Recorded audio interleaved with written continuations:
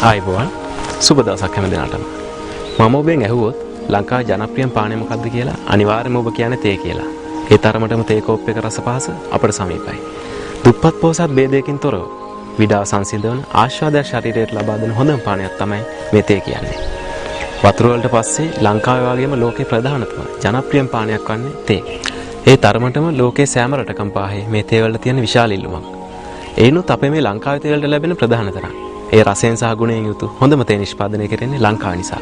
ශ්‍රී ලාංකිකයන් හැටියට අපිට ඒ ගැන ආඩම්බරෙන් කතා කරන්න පුළුවන්. මේ තේ වල ආරම්භයට අවුරුදු 5000කට වඩා වැඩි ඉතිහාසයක් තියෙනවා කියලා සමහර විට ඔබ දන්නේ නැතුව ඇති. මේ තේ ලෝකයට හඳුන්වා දුන් රට හැටි සැලකෙන්නේ චීනය. චීනයේ විසූ ෂෙන් නුන් අධිරාජ්‍යය විසින් මේ තේ පානේ සොයාගත් බවට තමයි සාක්ෂි ලැබෙන්නේ.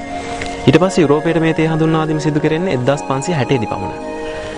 වතුර ළඟට ලෝකේ වැඩිම පානය කරන මේ තේ ලංකාවට හඳුන්වා දීම සිදු කරන්නේ 1820 දශකයේ. ඒ ජේම්ස් ටේලර් මහතා විසින්. ප්‍රධාන වශයෙන්ම නුවරඑළියේ තමයි තේ වගා කිරීම ආරම්භ කරන්නේ. එදා මෙදා තුර තේ නිෂ්පාදනය ලංකාවේ ප්‍රධාන අපනයන භෝග ත්‍රිත්වයෙන් මූලිකත්වය ගන්න නිෂ්පාදනය වෙනවා.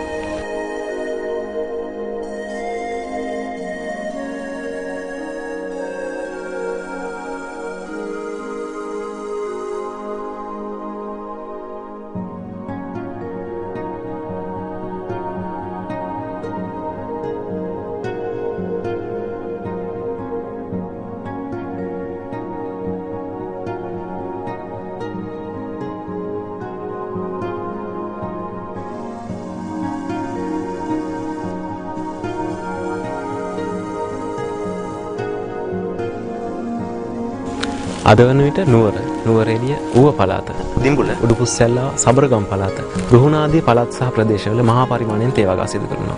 ඒනොත් රසයෙන් සහ ගුණයෙන් වැඩි නිසා මේ පහත රට තේ සඳහා තිබෙන්නේ වැඩි ඉල්ලුමක්.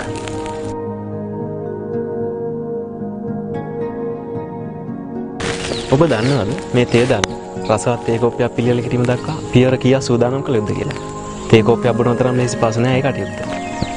ඒ පිළිබඳව කතා බහ කරන්න තමයි අද දවසේදී අපි මේ සූදානම් වන්නේ. අපි බලමු මේ තේ දළු තේ කර්මාන්තශාලාව තුළ ගෙන ගිය පසු පියවරෙන් පියවර කොහොමද පරිභෝජනයේ සුදුසු තේ කොළ බවටපත් වෙලා රසවත් තේ කෝප්පයක් හැටියට ඔබේ අතටපත් වෙන්නේ කියලා.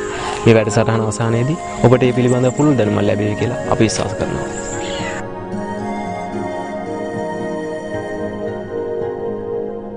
අපි මේ දැන් ඇවිත් ඉන්නේ මේ පිළිබඳව ඔබ දැනුවත් කරන්න පුළුවන් හොඳම තැනට. මේ තමයි පද්ම තේ කර්මාන්තශාලා ජාලයට අයත් ගාල්ල හවුපි පිහිටි විලේහෙන තේ කර්මාන්තශාලාව. මේ කර්මාන්තශාලාව ඇතුළට යන්න කලින් ඔබට සඳහන් කළ යුතු තවත් විශේෂ කාරණයක් තියෙනවා. ඒ තමයි මේ කර්මාන්තශාලාව තේ නිෂ්පාදනය කරන තවත් එක් කර්මාන්තශාලාවක් කරන්නේ නෙමෙයි. මේ විශේෂත්වය යන්නේ තේ නිෂ්පාදන ක්‍රියාවලිය පියවරෙන් පියවර සජීවීව ඔබට අධ්‍යයනය කිරීමේ මහඟු අවස්ථාව පද්ම සමූහ ව්‍යාපාර විසින් ඔබට සපයා දී තිබෙන නවතම අංගෝපාංග වලින් සමන්විත විශේෂ තේ කර්මාන්තශාලාවක් වීම. විශේෂයෙන්ම පාසල් ළමුන් සහ විශ්වවිද්‍යාල සිසුන් සඳහා තමයි මේ සුවිශේෂී අවස්ථාව වැඩි වශයෙන් හිමි වන්නේ. ඒ නිසා මේ වටිනා අවස්ථාව ඔබට සලසා දෙන පද්ම සමූහ ව්‍යාපාරයට ස්තුති කරන ගමන් අපි කර්මාන්තශාලාව ඇතුළට ගිහින් බලමු කොහොමද පියවරින් පියවර මේ තේ නිෂ්පාදන ක්‍රියාවලිය සිදු කරන්නේ කියලා.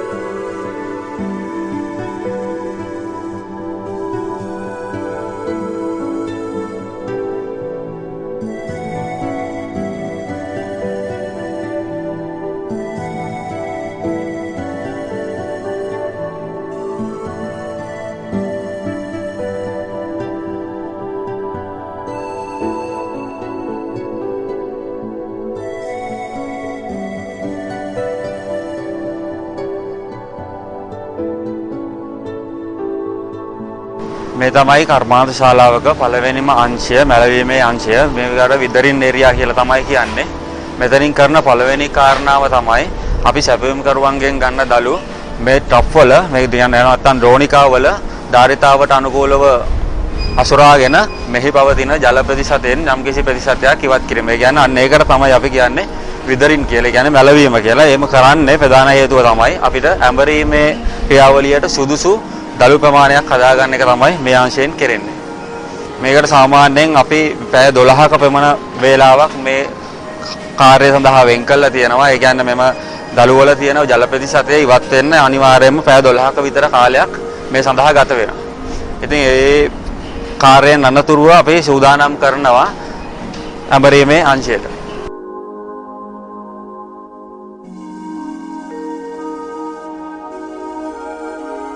මේ ස්ථානයෙන් තමයි අර ඉස්සෙල්ලා මම කිව්ව විදිහට අපි මාළවගත්තු දළුව ඇඹරීමේ ක්‍රියාවලියට රෝලට එකතු කරන ස්ථානය. මෙතන ස්ථානයෙන් කරන්නේ අපි මලවාගත්තු කියන්නේ විදල් කරගත්තු දළුව ඇඹරීමේ ක්‍රියාවලිය සඳහා යොමු කර ගැනීම තමයි මේ ස්ථානයෙන් සිදු වෙන්නේ.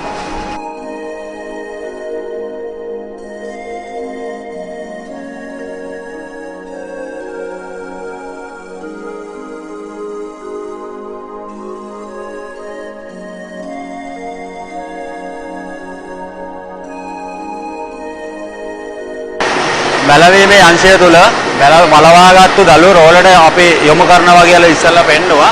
ඒ යොමු කරගත් දළු ටික පළවෙනි ඇඹරීම සිදු කරගන්න ස්ථානය තමයි මෙව දළු රෝල.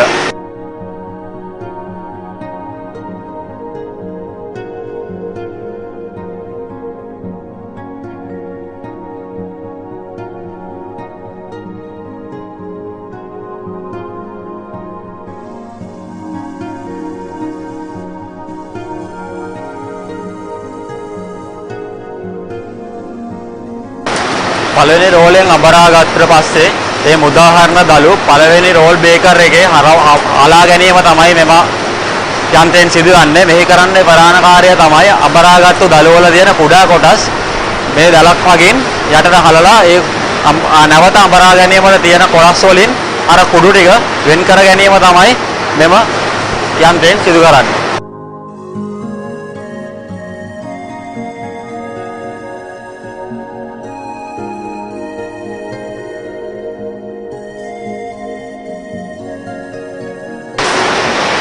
මුල් අවස්ථාවේ විදියට පළවෙනි රෝලේ අබරගත්තු දළුව විනාඩි 20ක් විතර කාලයක් අබරගත්තු දළුව මෙම රෝලෙන් මුදා හරියට පස්සේ දෙවන අබරීම සිද්ධ කරන්නේ මෙන්න මේ රෝලෙන් තමයි.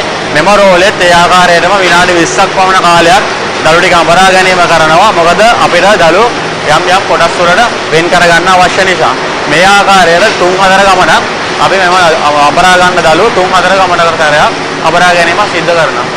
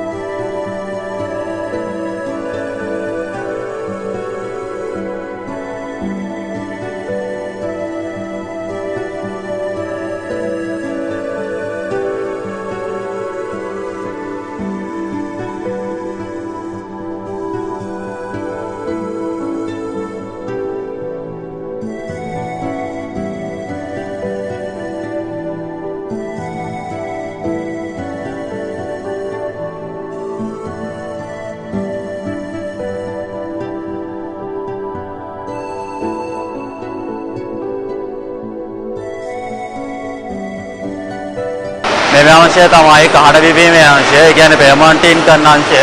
මේ අංශයෙන් කරන්නේ අර අපි අඹරාගෙන කොටස් කරගත්තු පොඩු කොටස් වියලීම සඳහා සූදානම් කිරීම. ඒ කියන්නේ මෙව අපි අමිට මේක බෑ අමුවෙන්ම වේලන්න. මෙතෙන්දී අපි කරන්නේ අර වියලීම සඳහා සුදුසු තත්ත්වයට මේක කහඩ විපීමේ කාර්යය සඳහා යොමු කරන එකට. ඒකට අපිට පැය දෙකමාරක් අතර කාලයක් මේ සඳහා ගත කරන්න වෙනවා. මේක කළා අපි මේකේ පැහැයෙන් සුවඳෙන් තමයි තීරණය කරන්නේ. මේ කුඩු කොටස් වියලීම සඳහා සුදුසුද කියලා.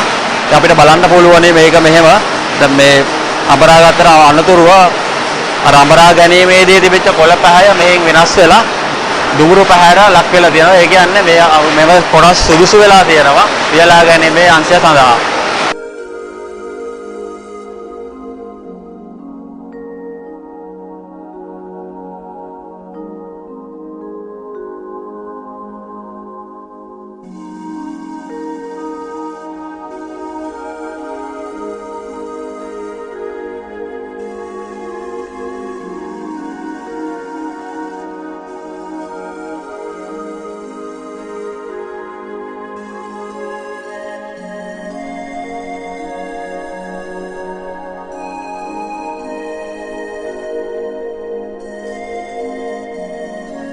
අපි අර අඹරා ගැනීමේ කාර්යයේදී 3-4 ගම වේලාවක් අඹරාගත්තු තේ දළු ටික අවසානයේ ඉතුරු වෙන කොටස් ටික තමයි මේ ස්ථානයේ අසුරලා තියෙන්නේ.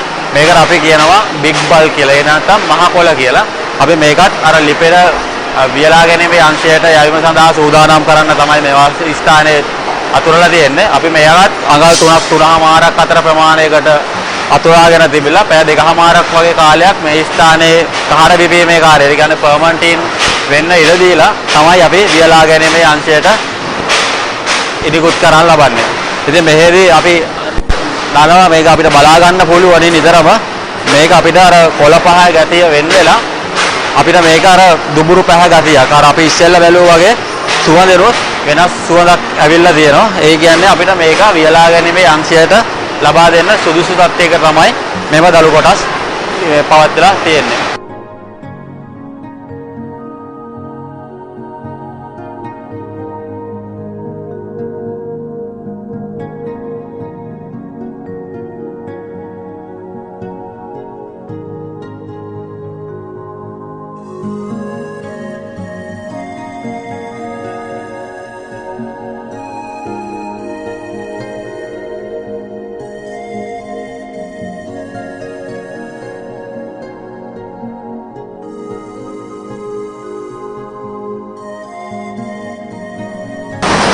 මේ අංශයට තමයි අපි වියලීමේ අංශය කියලා කියන්නේ. මෙතන තියෙන මේ යන්ත්‍රය තමයි වියලීමේ යන්ත්‍රය. මේන් කරන ප්‍රධාන කාර්යය තමයි අපි අර අඹරාලා පර්මනන්ටින් කරගත්තු දේදළු ටික වියලා ගැනීම. සාමාන්‍ය මේවා අපි අන්තිමට මේ පැත්තෙන් තේ ටිකක් ඇතුල් කරාට පස්සේ විනාඩි 20ක 21 කාලයක් යනවා නිමිති එකක් වශයෙන් නැවතත් අපිට ලබා ගන්න. මේක කරන ප්‍රධානම කාර්යය තමයි කොළ වියලා ගැනීම.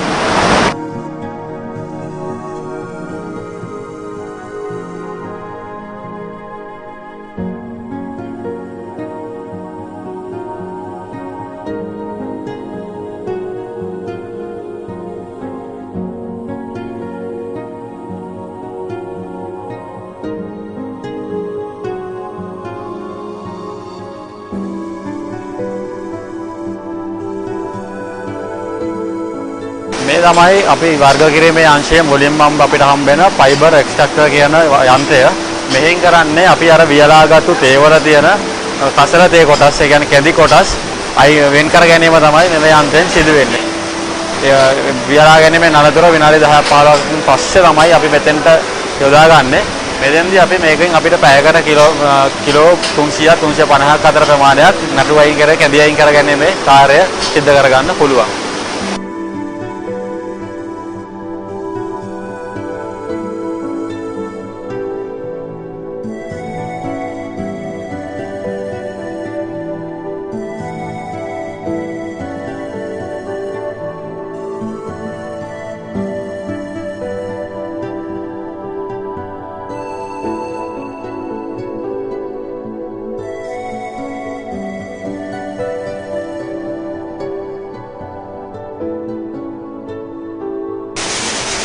මේ තමයි වර්ග කිරීමේ අංශය. මේ වර්ග කිරීමේ අංශයේ මෙම යන්ත්‍රයට කියන්නේ මිදි ෂිෆ්ටර් කියලා. ඒ කියන්නේ කොටස් කර ගැනීමේ යන්ත්‍රයක්. මේක යන්ත්‍රයෙන් කරන්නේ අපි අර වියලාගත්තේ කොටස් වලට වෙන් කරගන්න. කියන්නේ වර්ග වලට වෙන් කර ගැනීම තමයි මෙම අංශයෙන් වෙන්නේ. මෙම යන්ත්‍රයෙන් කරන්නේ අර කොටස් වලට වෙන් කර ගැනීමේ කාර්යයක් තමයි. මේ යන්ත්‍රයට අපි තේගොල් ටිකක් යමා ගත්තට පස්සේ අපිට මේකෙන් පැයකදී කිලෝ 300-350ක් අතර ප්‍රමාණයක් කොටස් වලට වෙන් කර ගැනීමේ කාර්යය මෙම යන්ත්‍රයෙන් සිදු කර ගන්න පුළුවන්.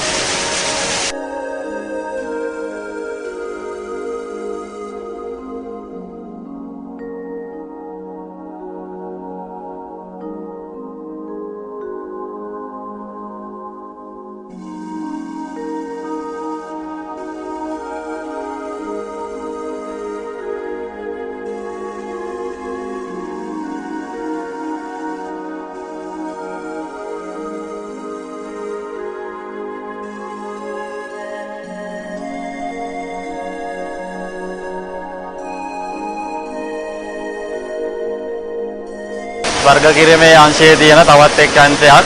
මේ අංශයේ නම මිලිටන් අංශය. මේ අංශයනුත් කරන්නේ අර ඉස්සෙල්ලා මම කිව්වා වගේ අපි වියලා ගත්තේ කොටස් වලට වෙන් කරගන්නේ. මේ කියන්නේ ග්‍රේඩ් වලට වෙන් කර ගැනීම තමයි මේ අංශයනුත් කරන්නේ. මේ අංශයනුත් පැයට කිලෝ 300ක් 325ක් අතර ප්‍රමාණයක් අපිට පුළුවනි මේ අංශයෙන් කොටස් වලට වෙන් කරවා ගන්නවා.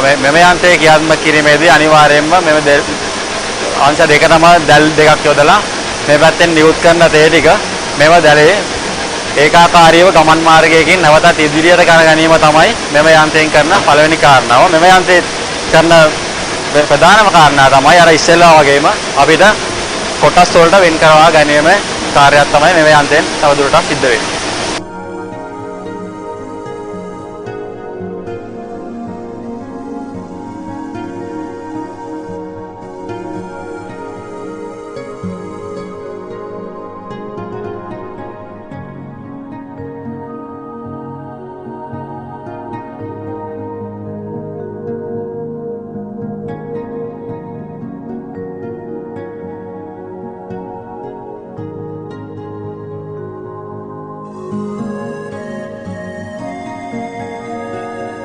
කලින් කිව්වා වගේම වර්ග කිරීමේ අංශයේ තවත් එක් යන්ත්‍රයක්. මේ යන්ත්‍රයෙන් ක්‍රම විනුවර යන්ත්‍රය. මේ යන්ත්‍රයෙන් කරන්නේ අපි අර වියලාගත් කොටස් කරගත්තු තේ කුලං කරලා මෙහි තියෙන බොල් කොළ කොටස්, කෙඳි කොටස් සයින් කරගන්න එක තමයි මේ යන්ත්‍රයෙන් සිද්ධ වෙන්නේ.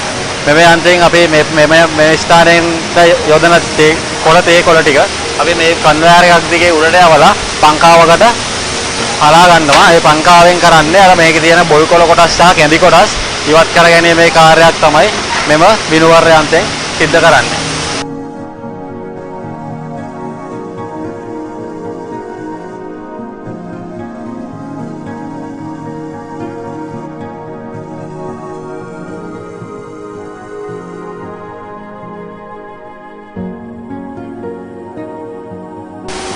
මේ යන්ත්‍රය තමයි වර්ග කිරීමේ අංශයේ තියෙන තවත් එක් යන්ත්‍රයක්. මේ යන්ත්‍රයට අපි කියනවා කලර් සෙපරේට් යන්ත්‍රය නැත්නම් වර්ණ විභේදන යන්ත්‍රය කියලා. මේ යන්ත්‍රයෙන් කරන ප්‍රධානම කාර්යය තමයි දුඹුරු පහරට නටුත් මෙම තේගේ කළු පැහැයට හොඳ තේකත් අපිට වෙන වශයෙන් ලබා ගන්න පුළුවන් වෙලා තියෙනවා මේ යන්ත්‍රය හරහා.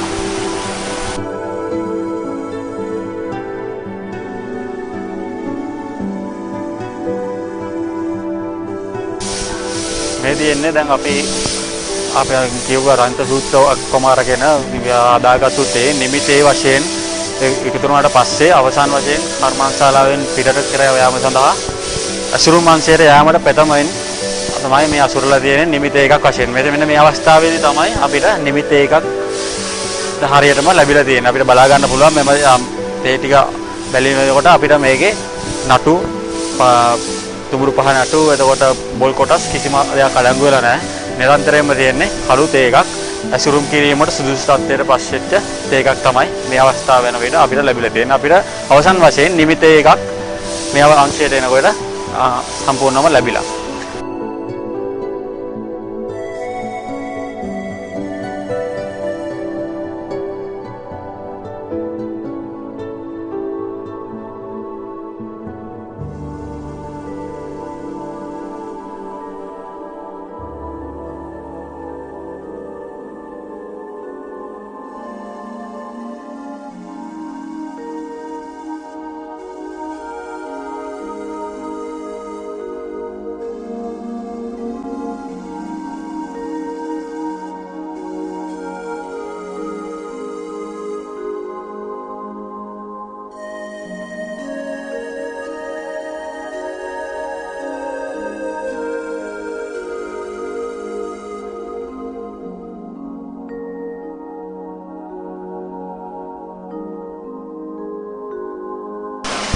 අපි දැන් මෙතනින් කරන්නේ තේ පිළිබඳ අවසාන නිෂ්පාදනයේ අපි පෙරදපළට ඉදිරිපත් කිරීමට කලින් ටෙස්ටින් පිළිබඳ කියන්නේ රස පිළිබඳ වාර්තාවක් ලබා ගැනීම. මෙතෙන්දී අපි කරන්නේ මෙන්න මේ ආකාරයට මනකල උණු කරගත් තේ වතුරත් එක්ක මෙන්න මේ ආකාරයට මේක හම්බා ගන්නවා. හම්බාගෙන මෙන්න මේ විදිහට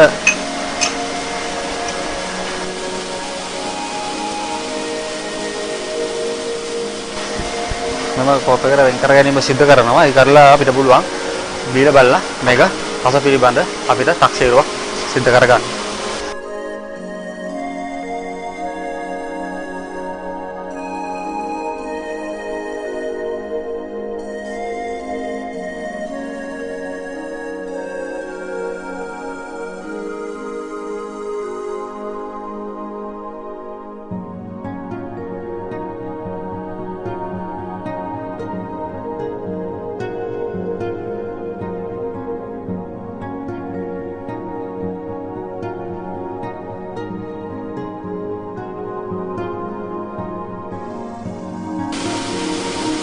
අපිට ඊට පස්සේ පුළුවනි මේ ආකාරයට මේ හඳක් අරගෙන මෙම තේවල රස පරීක්ෂණ සිදු කරගන්න.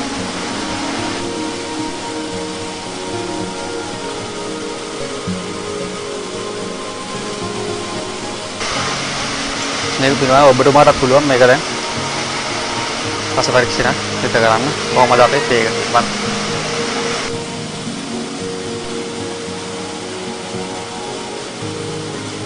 මේ තමයි OP කියන තේ වර්ගය.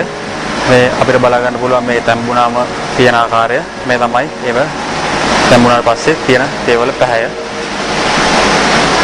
මේ තමයි පෙකෝ කියන තේ වර්ගය. මේ තේක අපිට තැඹුණාම බලා ගන්න පුළුවන් මේ තියෙන ආකාරය. මේ තමයි එහි පැහැය විදියට අපිට ලැබිලා තියෙන්නේ. මේ තමයි FBOP Spanish 1 කියන තේ වර්ගය.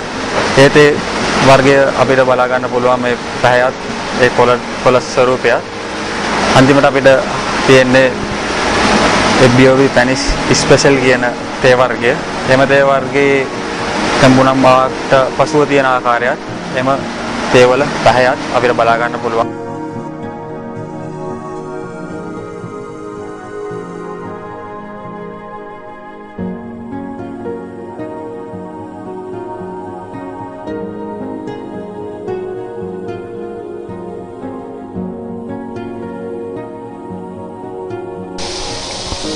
මෙන්න මේ විදිහට තමයි තේ දන්න රසවත් තේ කෝප්පයක් ඇටියට පියවරෙන් පියවර ඔබේ අතටපත් වෙන්නේ.